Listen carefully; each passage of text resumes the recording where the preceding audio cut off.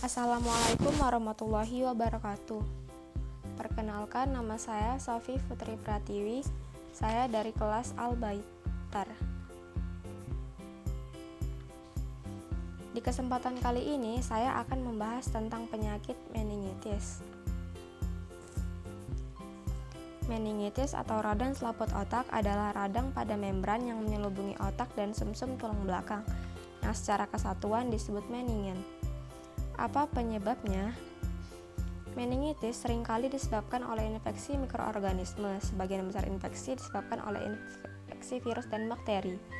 Meningitis ada banyak, salah satunya adalah meningitis bakteri. Di sini, bakteri akan masuk melalui saluran darah dan selanjutnya akan bermigrasi ke selaput otak dan sumsum tulang belakang.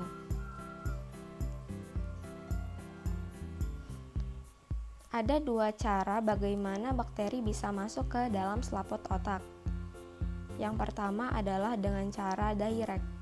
Biasanya akan terjadi cedera kepala dan bakteri pun akan masuk.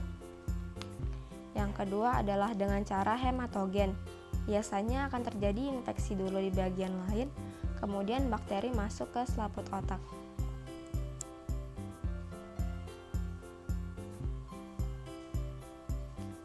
Selanjutnya ada meningitis viral, meningitis yang disebabkan oleh infeksi virus. Ada meningitis kronis dan ada juga meningitis jamur, meningitis yang disebabkan oleh infeksi jamur. Di sini saya akan membahas lebih jelas tentang mekanisme terjadinya meningitis bakteri Streptococcus pneumonia.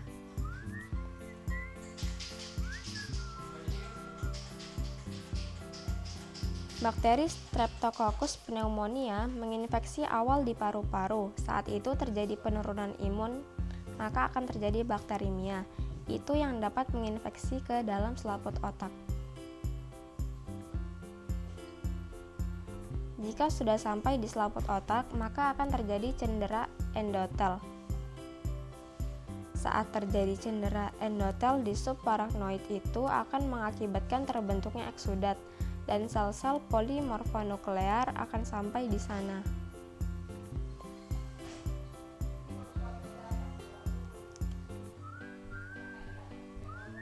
Saat eksudat sudah terbentuk, maka akan terbentuk dua lapisan.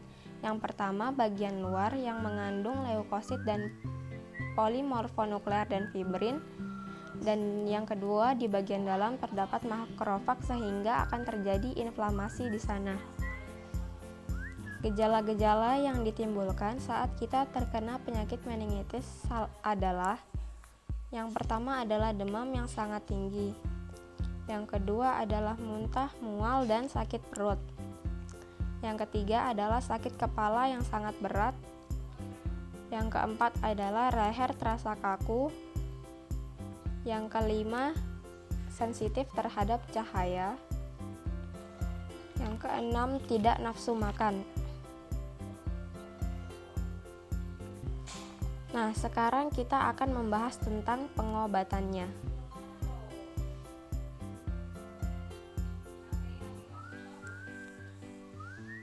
Meningitis yang disebabkan oleh virus dapat pulih dengan sendirinya. Namun, jika kondisi meningitis yang disebabkan oleh virus tergolong parah, dokter mungkin akan meresepkan obat golongan antiviral.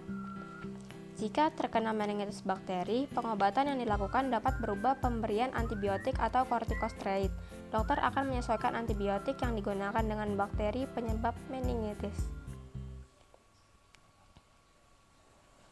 Meningitis yang disebabkan oleh jamur diatasi dengan obat anti jamur seperti amphotericin atau fluconazole. Dokter akan menyesuaikan tipe obat beserta dosisnya. Cukup sekian yang dapat saya sampaikan. Mohon maaf bila ada kesalahan kata. Terima kasih dan wassalamualaikum warahmatullahi wabarakatuh.